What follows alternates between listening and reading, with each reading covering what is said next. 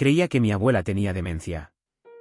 Pero fingía olvidos para no revelar que mató a su esposo, y lo enterró en el jardín. Mi nombre es Julián, tengo 29 años, y crecí creyendo que mi abuela materna, Amalia, era una mujer dulce, un poco excéntrica, de esas que vivían en su mundo de novelas antiguas, manteles bordados y té con limón. Era la típica señora mayor que hablaba sola, que escondía caramelos en los bolsillos, y que con el paso de los años fue perdiendo la noción del tiempo y del presente. O eso pensábamos todos. Cuando cumplí 26, mi madre me pidió un favor, que me mudara temporalmente a la casa de la abuela para acompañarla. No podía vivir sola, decían. Ya se le olvidaban las cosas básicas, dejar la cocina encendida, repetir historias que no tenían sentido, confundir nombres. Yo acepté porque en el fondo le tenía cariño, y porque, bueno, no estaba en mi mejor momento, acababa de terminar una relación larga, había perdido un trabajo, y necesitaba algo de aire fresco, aunque fuera entre paredes con olor a naftalina y pasado. La casa de mi abuela era un universo detenido en el tiempo. Muebles de otra época, relojes de péndulo, cortinas gruesas que no dejaban entrar del todo la luz. Pero también tenía algo reconfortante.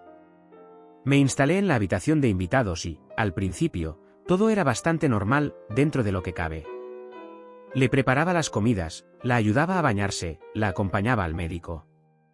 Tenía episodios de desorientación, claro, pero también había momentos de absoluta lucidez.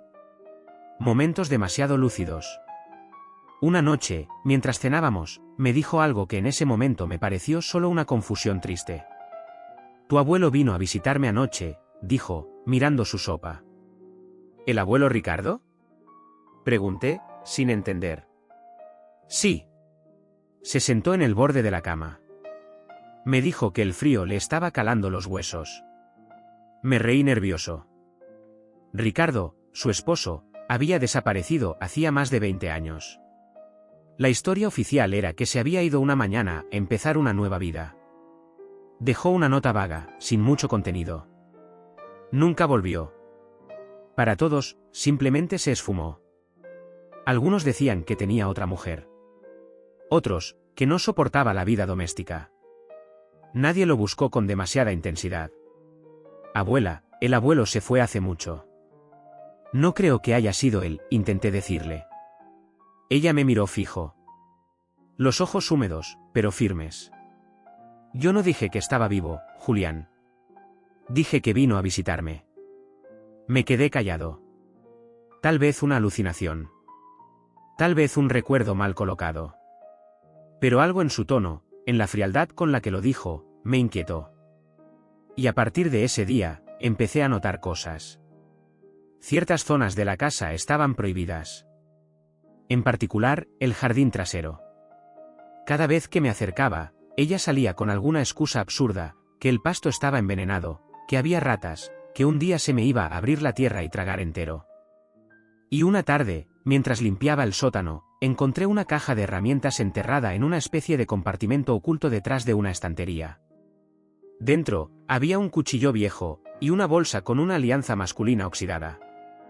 Grabado por dentro: Amalia y Ricardo, 1972.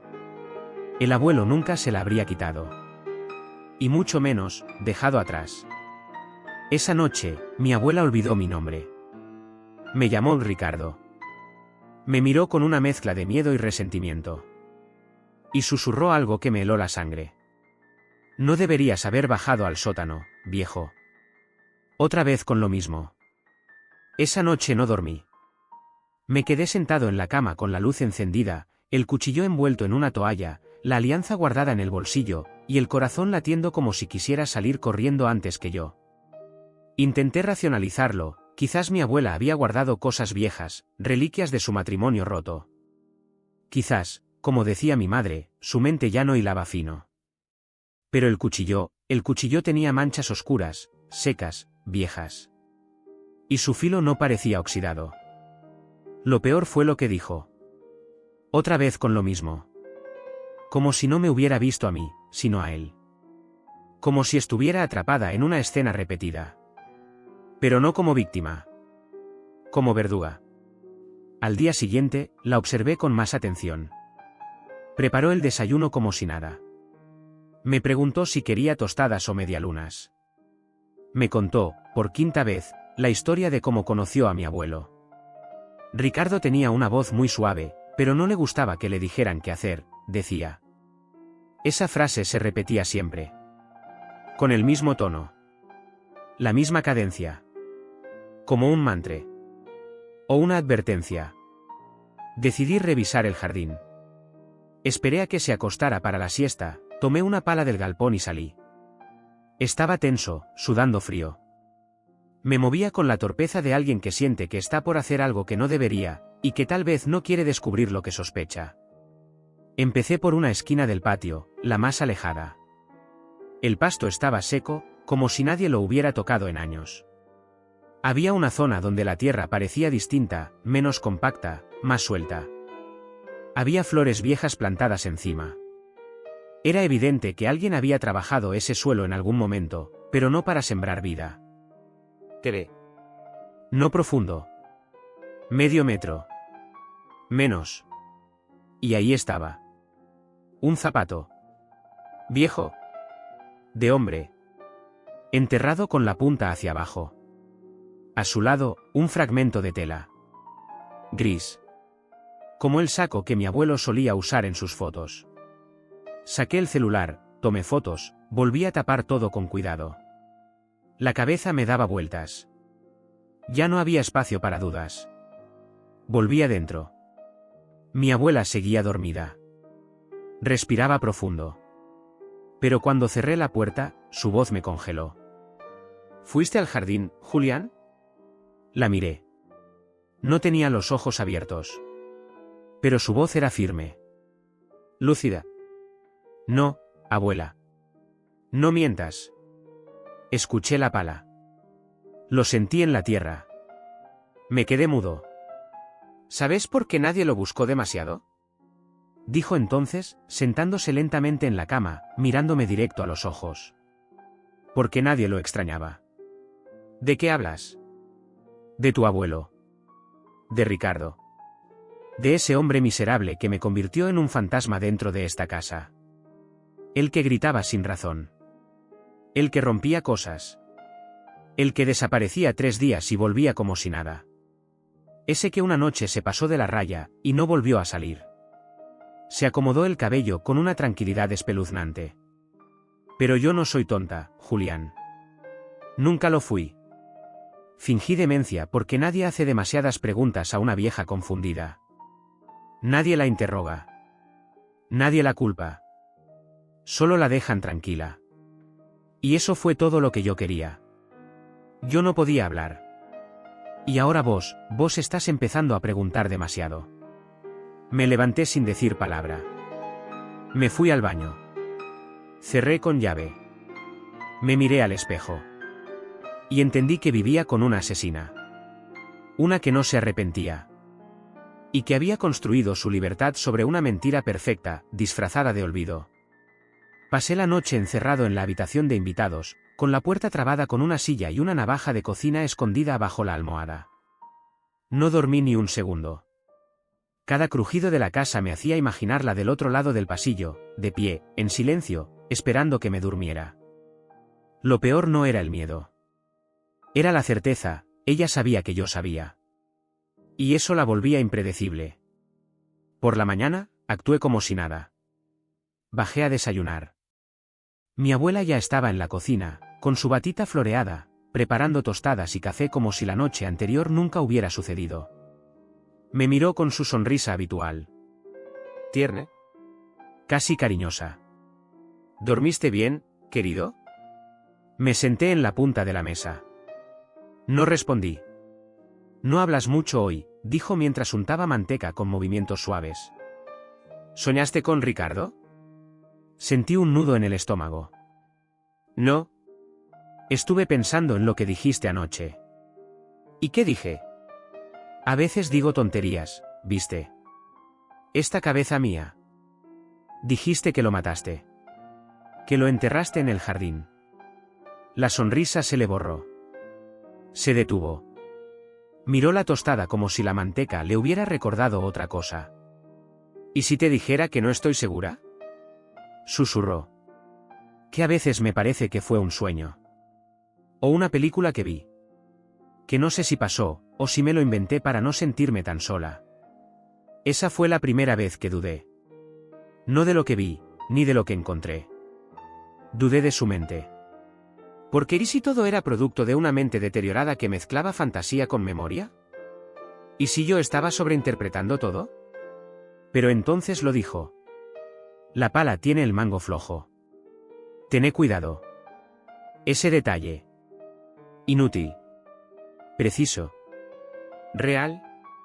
Volví a tener claro que no había confusión. Mi abuela sabía exactamente lo que había hecho. Lo recordaba. Lo protegía. Lo mantenía oculto debajo de esa máscara de dulzura que la había salvado todos estos años. Ese mismo día, fui a ver a mi madre.